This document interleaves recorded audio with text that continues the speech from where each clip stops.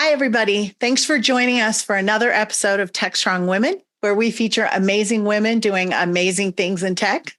I'm Jody Ashley, executive producer here at Tech.Strong, and I'm here with my co-host, Tracy Reagan, creator and CEO of Deploy Hub, and a weary traveler today. She's been up in Seattle at OSS and the Linux Foundation, so we're happy to have her here.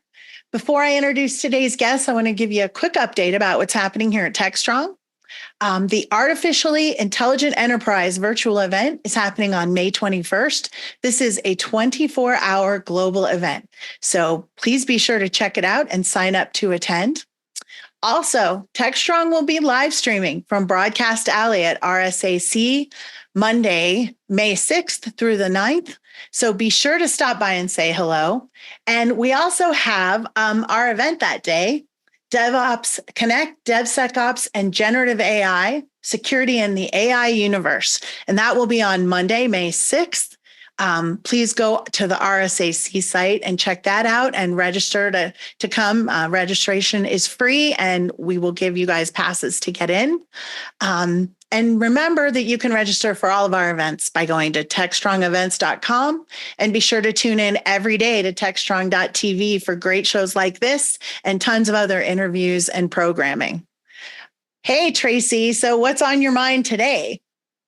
Well, as you indicated, I just got back from Open Source Summit. And of course, the big thing that was talked about there was the XZ oodles, or what they call the XZ backdoor vulnerability. Now, let's not be surprised, okay? There's a vulnerability. It's going to happen. Shocking. This one was particularly a freak out moment because it's one of those, what they like to call a backdoor to something called SSH. So if you're a Linux person and if you want to get to root, you often can use SSH to get there. Well, this particular update to the this XZ oodles library brought along with it some stuff it shouldn't have, which allowed you to do to get really back to really get way down into the root. So it basically said, "Hey, here you go, and I'm gonna give you a backdoor to do what you want at the Linux kernel level." So somebody from Microsoft discovered it. This was in early April, and people are now sorting out what the impact was, if anybody was really seriously impacted by it. And now we have to get it fixed. Obviously, it's going to be fixed at the lower level, but that means every single company, everyone who's using the Linux kernel or Debian, they have to do an update. Oh, wow. This is our new world. We oftentimes think that there are more vulnerabilities today than there may have been in the past, but I think we're just catching them. So we're doing our job better. And I'm glad that they caught this. I'm glad somebody at Microsoft were on their toes and saw something was wrong and dug a little deeper to find out what happened. But it was a complicated. This was an attack. It was a very complicated process. The way they got it in, it took them months because they had to actually get a pull request approved to get it pushed through. So it was a very serious attack, and it really highlights the need for us to always be on our toes. And I think it highlights the need for us to be looking at ways for AI to help us solve this problem, because humans, we have so much to do. If we have to rely on somebody who just happens to catch something, we should acknowledge that we need help. And I don't know what the next evolution will look like, but I really do believe that AI and generative AI will help us solve this. And I'm glad today that Sherry is going to help us with navigating that technology so we can better understand how it can be used, how we can apply AI in these kinds of situations. That is why we invited Dr. Sherry Marcus to join us today. We all know AI is such a big topic, and she's a pioneer and leader in responsible AI, and I'm really excited to have her here. Sherry, tell us a little bit about yourself. Yes. Thank you, Jody and Tracy, for having me here today. So my name is Sherry Marcus, and I lead Bedrock Science for Amazon Web Services. Bedrock, as you may be aware, is AWS's generative AI service that allows customers to choose from many different models, world-class foundational generative AI models, and utilize them to create generative AI applications for their specific business areas. And so my organization in science creates the generative AI algorithms and analyses that powers many of the Bedrock workflows. So educate us. This is a new field, and there's only a few of us like yourself that really are experts in these areas. Could you go through some of the different common, generative AI, machine learning, natural language processors?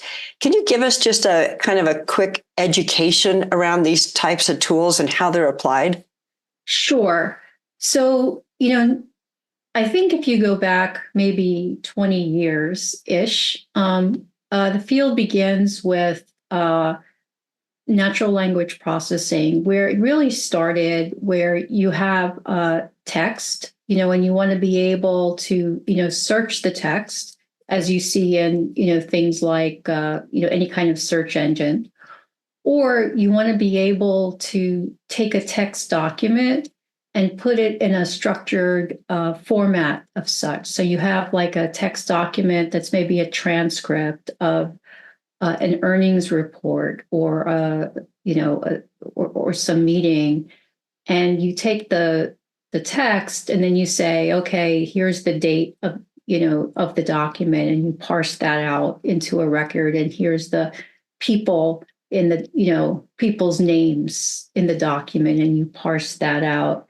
And then maybe there's a subject, about it, and you can create a topic, algorithm, which can find topics associated with the document.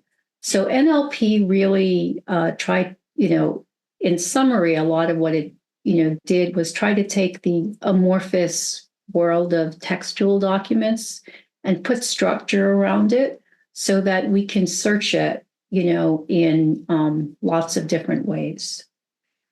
And then, artificial intelligence, came along with neural networks.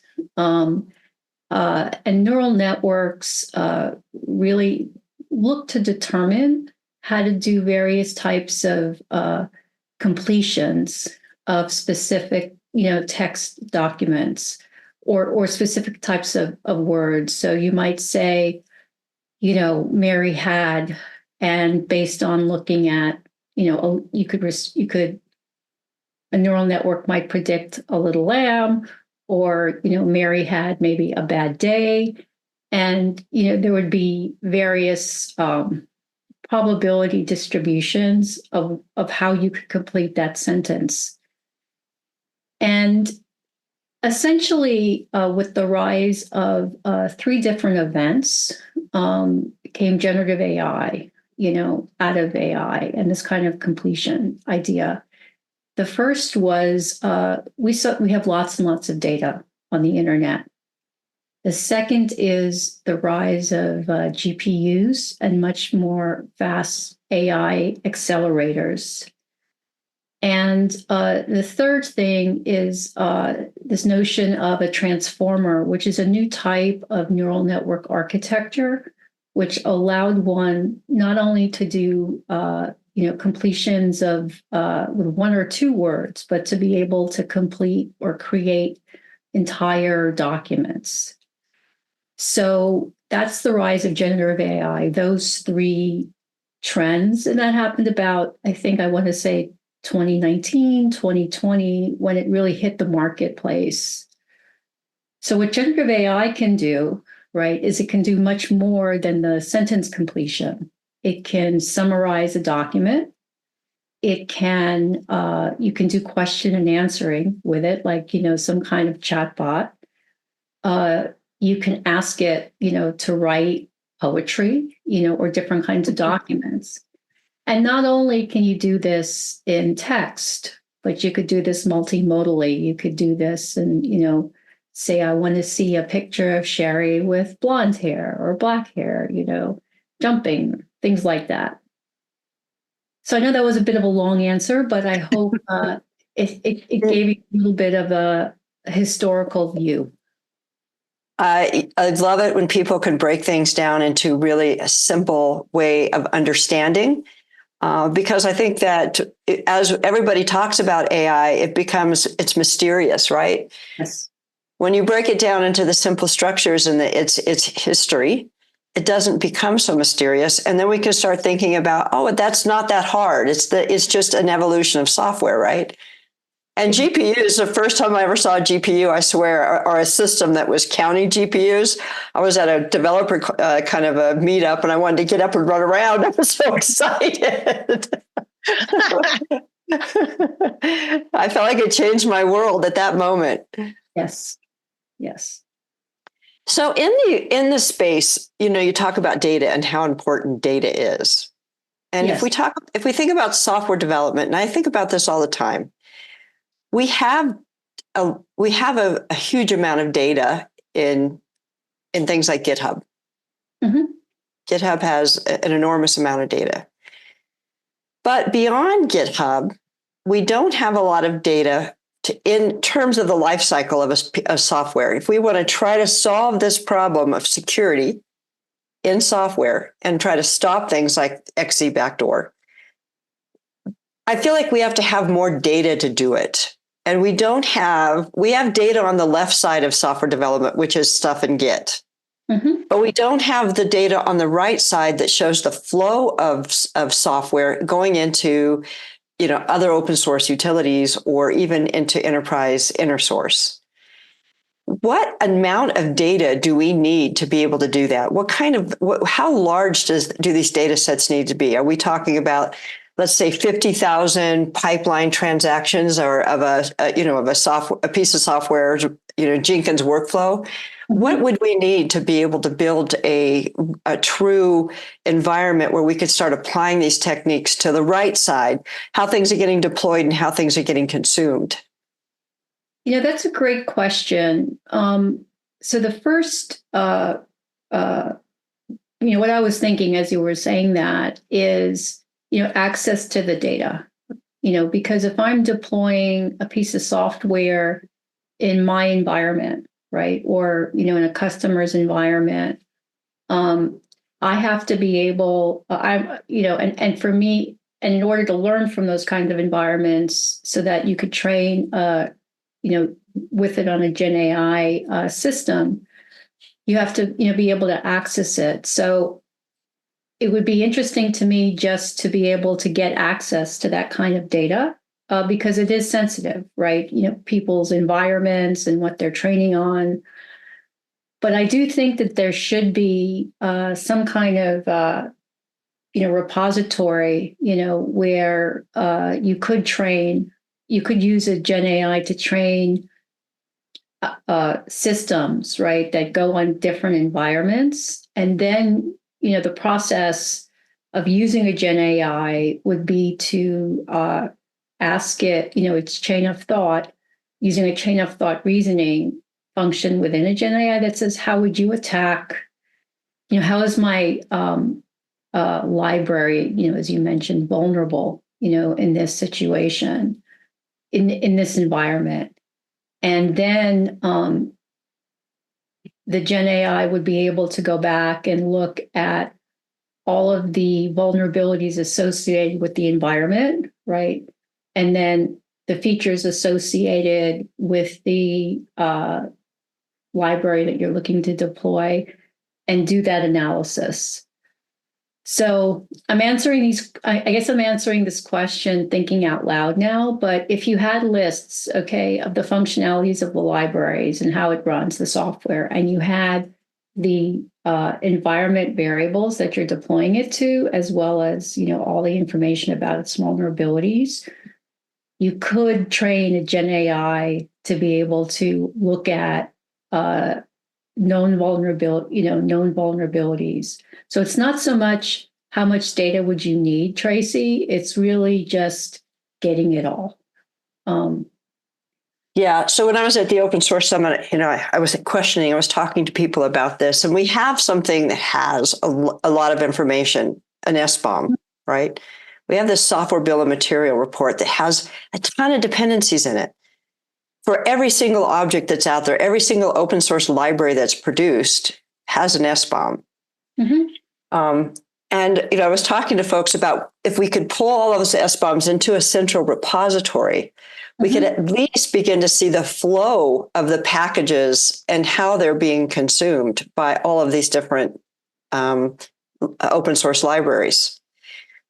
It feels like that could be a starting point for that kind of information. Now, the side we don't have would be the corporate side, the environment variables and the deployment process and how they're being consumed.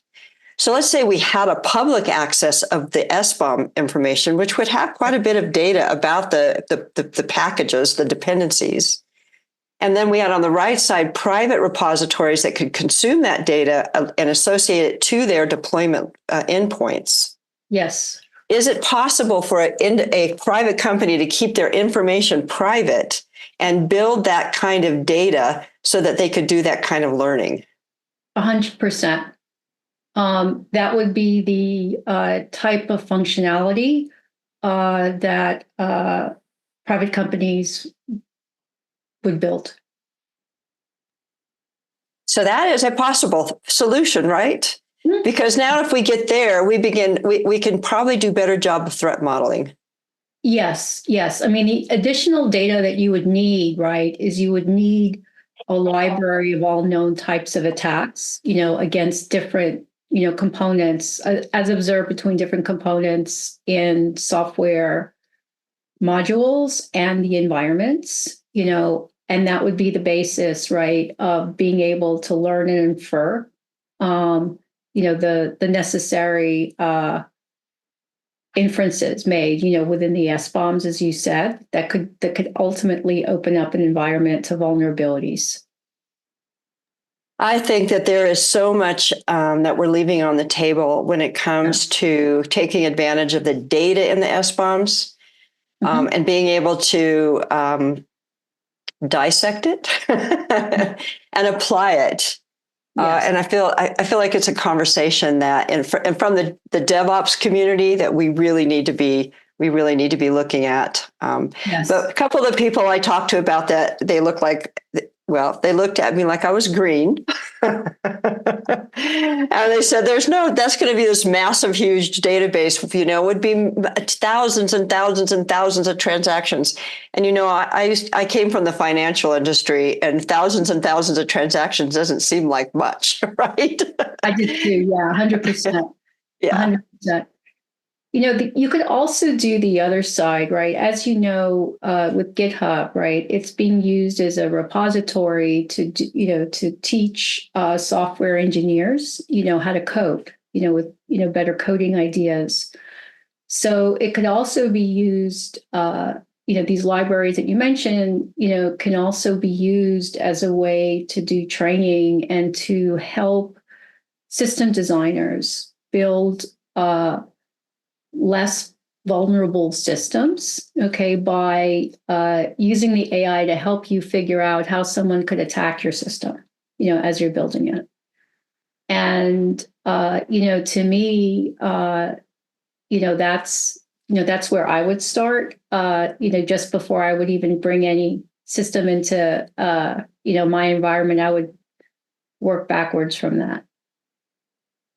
Very, very interesting. I'm so glad that you were our guest today, because it was something that was so fresh on my mind, leaving that conference and feeling that, maybe I was crazy, maybe I am green, but I really believe that some kind of shared, SBOM evidence store that could be managed by an open source foundation who wants to help solve this problem would be a super useful starting point for applying AI and starting to look at threat models, and even the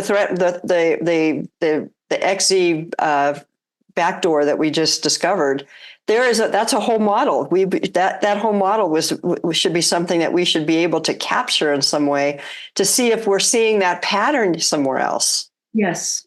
Yes. I So completely a agree. lot of times we talk about, and I've read a lot of this in your bio, this is a conversation Tracy and I have a lot, because AI can, on some levels, really terrifies me. But the idea of responsible AI and ethical AI, how does that play when you guys talk about all this data and let's make it available to everyone? How do we do that in a way that is responsible, and how do you define that? So, to start, when you think about, responsible AI, it's a team sport. All right. So not only my organization in science, but, senior executives, policymakers, and all relevant stakeholders, really should be are part of the community, right? To think about responsible AI. But the path to responsible AI, as we were talking earlier, Tracy, is really, it begins with data, right? And so data is used, as you know, to train generative AI systems, and data is inherently biased. This is something that none of us can control. And part of what I do, in my day-to-day activity, is work very hard to remove this bias, within the Bedrock platform. And there are a few ways, to do this. So you've trained a model, okay, on all this data to begin with, and without doing anything, it's going to be biased. But then what you can do is you can correct it, right? And, teach it more neutral ways. So rather than saying she is pretty, okay, which you might see in lots of different kinds of examples of completing the sentence she is, you could say she is smart, right? Or you might see examples of when you say a doctor, okay, you might think of, a certain demographic, and, these responsible AIs might give you alternatives. So that's kind of the first step, that we do. And then after that, as a second, there are other steps, but another big step is something we call guardrails. And this is really in business areas, right, where you just don't want to have any mention of any kind of biased or toxic topics, okay, at all, right? So you're an airline, doing business, and you don't really need to know about crime, when you're committing, talk about crime and chatbots, right? So we eliminate things like that. So as well as doing a lot of other automated abuse detection functions within Bedrock. So at a high level, that's the data side. The second is in the area of education, and we're committed by 2025 to provide free AI skills to 2 million people on AI, data security, and cloud courses through our online learning programs. We also have invested $100 million in the AWS Generative AI Innovation Center, which is a program that rolls out and helps bring a lot of our Bedrock applications to customers responsibly. And we brought this to many companies like NatWest, Bridgewater, United Airlines, Delta. And lastly, we've encouraged and supported White House voluntary AI commitments, sponsored United Nations session on generative AI, as well as the AI Safety Summit in the UK. So effort is being done. Lots of effort is being done around this, solving this problem. Unfortunately, there's never going to be a way to stop the bad actors. It's just going to happen. Yeah, when you say it's a group effort, it's still kind of frightening, isn't it? Because bad actors are part of that group, right? They are. And again, what I can say is that every part of the Bedrock organization, from ideation to production, we build in responsible AI because the importance of it is really part of the DNA of the product and what we believe are the right solutions to bring to our customers. So let's shift the conversation just for a minute. This was a question I asked one of our other guests, and I took the recommendation and read the book.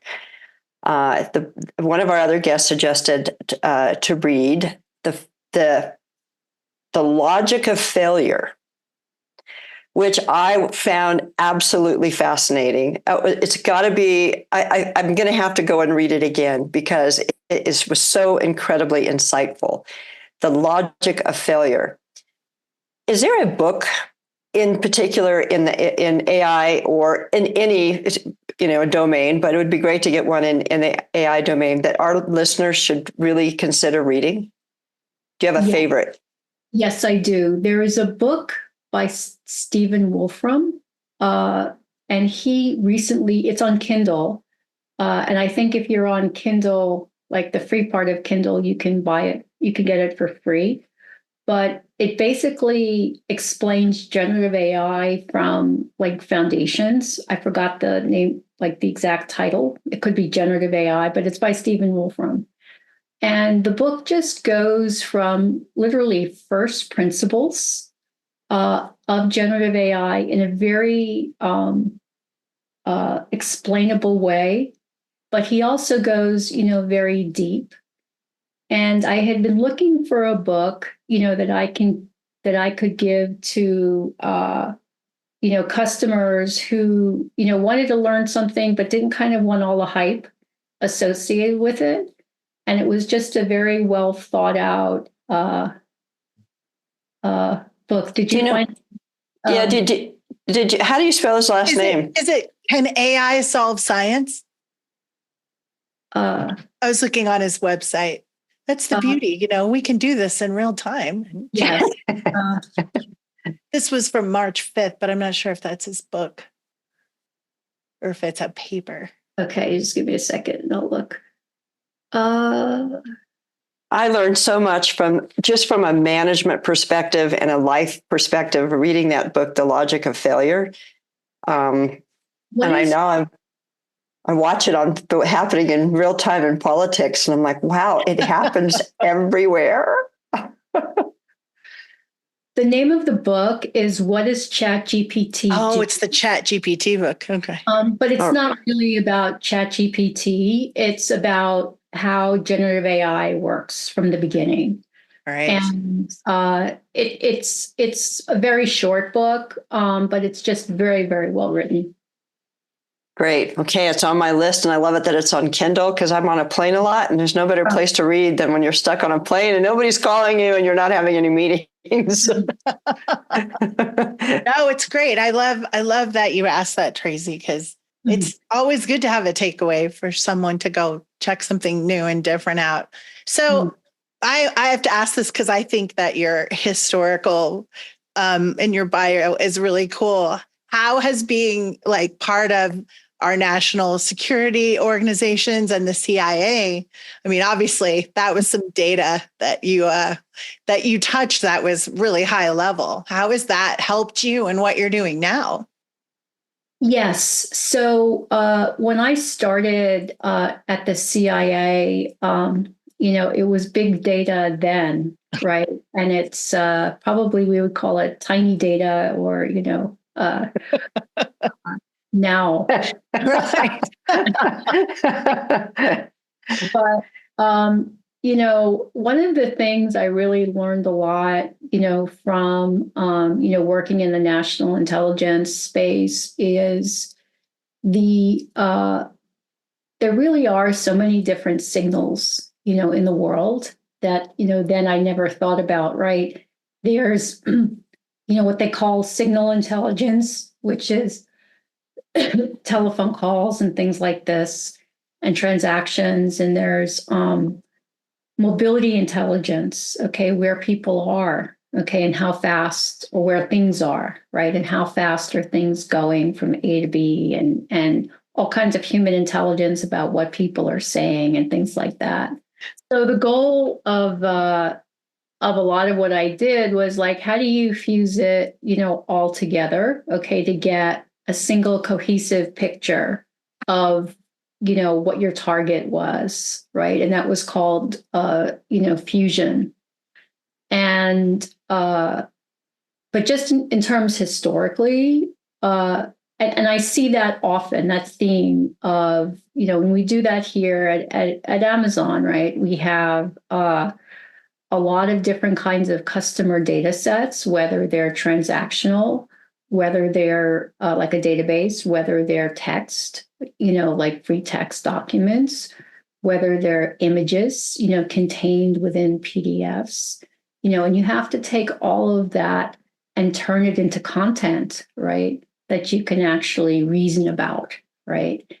And over the last 20 odd years, we've come a long way, in really being able to understand how to do that. But historically, I just want to say like one thing. I think that I feel I've been through at least three revolutions, that have affected me technology wise.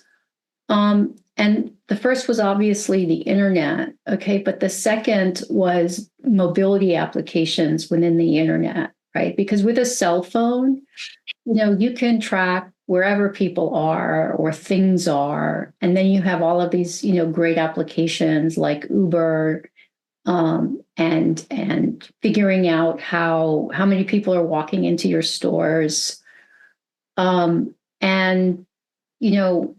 that was a very new thing, still is a very new thing for lots of people. And then, of course, generative AI, was the third. I guess to answer your question, though, about like data and national security, and I've seen all of these things,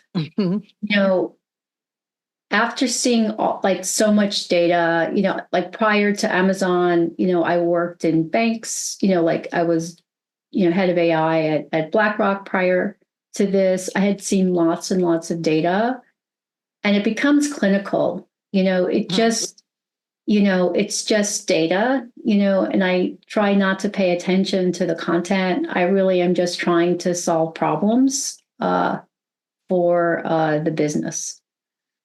Yeah, I bet having access to that high a level of stuff that could be flying around the world has been helpful with AI because it gives you like a whole leg up on what you should be looking for, right? And what could bad actors could be doing. And you've probably had more exposure to that than the average person diving into AI today.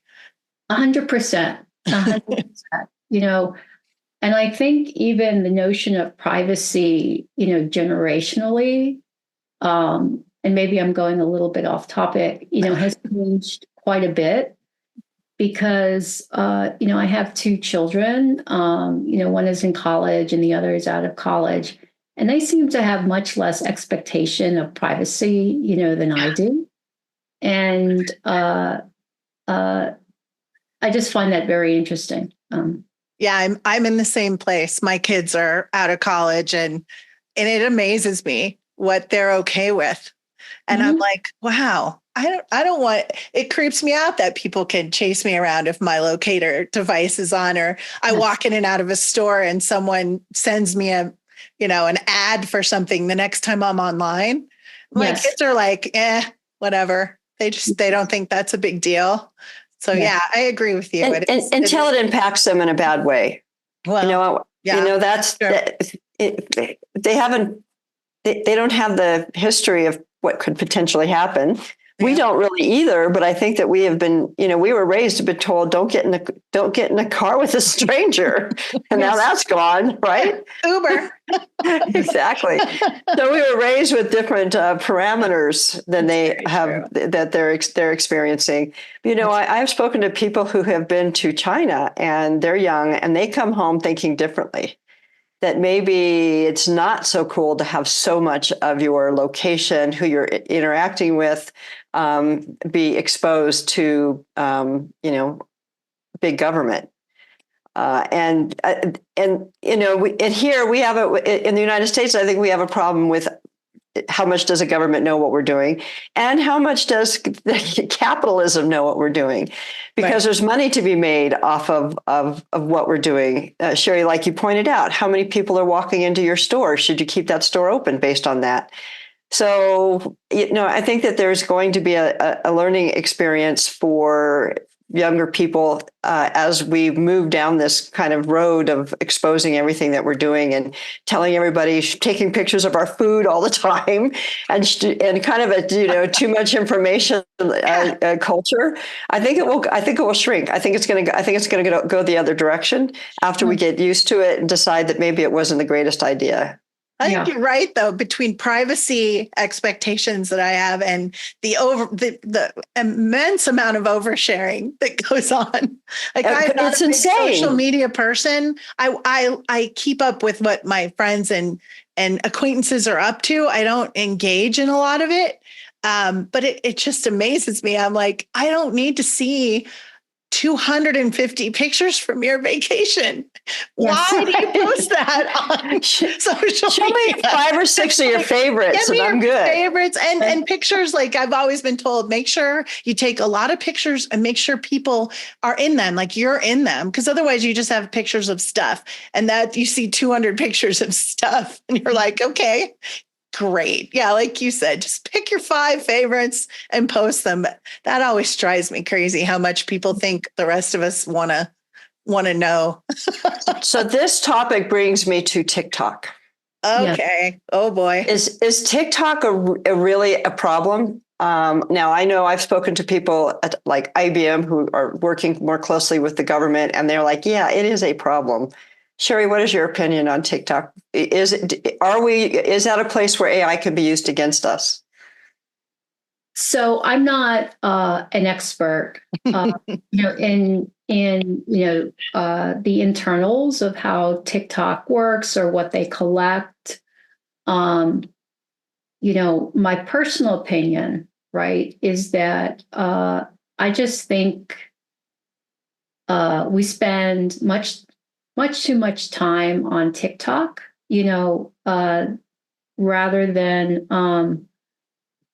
doing other, things that might be, more productive. I just see, taking the train, so many younger people on TikTok or listening to TikTok, and I don't even understand, most of the little clips. They kind of go completely over my head. I agree. Well, there is another good book to read on this particular topic, and it's called The Coddling of the American Mind. I think every parent should read it, and it's about, young, we're talking children, 10 to 14, what too much social interaction on a machine does to the American mind. So it's called The Coddling of the American Mind. It was written by a social media specialist, somebody with a PhD in social media. And I've heard him talk a few times. He was on Bill Maher, and I was fascinated by him. So it's another book to read on this topic if you're a concerned parent. Yeah. But on that topic, I do, as I mentioned, I have 2 girls, and, as a math PhD, it was important to me that they had a lot of exposure, to STEM and a lot of different areas, without, doing it in a nice way, without making them, crazy, like, go away, mom. And, one of the things I remember doing was, I think my daughter was in the sixth grade and she had to do like, the area of a triangle, or a square. And then I like took the piece of paper and I crumpled it up and I said, okay, how do you compute the area, along the surfaces of this paper, And because that's a math topic. Okay. It's a whole branch of like mathematics. And so I had both my kids in the room, and one of them was like, trying to think about, okay, well, do I add up all of the different, flat parts, or like, what do I do? And the other one decided she was just going to draw a picture of it because she thought she likes art. But I just think, I know that's a simple example, but I think there's just so many things parents can do to just bring um, more productive content, and there's so much great content now in STEM for not only girls and boys, right? To like introduce lots of interesting topics. AWS amongst many others. And so I just wanted to, back to TikTok, I would just rather see youngsters thinking about that a bit more. Well, amen to that. I was pretty lonely at Open Source Summit. There were not a lot of women there, and I was very disappointed. There were not a lot of women presenters. There were, there was any activities I went to afterwards. It was like I'd look around and we'd look at each other, and there was like four of us and, 70, 80 men. So yes, ladies, we need to see you at these shows. We need to see you in person and get your daughters learning STEM. 100%. Absolutely. Well, this is probably a good place for us to wrap today. Thank you so much for being with us. This was a really great conversation. I just think AI is such an important topic, and it's great to see everything that you've done. I mean, your bio is really impressive, and we were very excited that Emma reached out to me and said, "Hey, would you guys like to have Sherry on?" And Tracy and I were both like, "Absolutely." So thank you so much. We really need your voice, and we need you here talking to all of us, and we appreciate you being here with us today.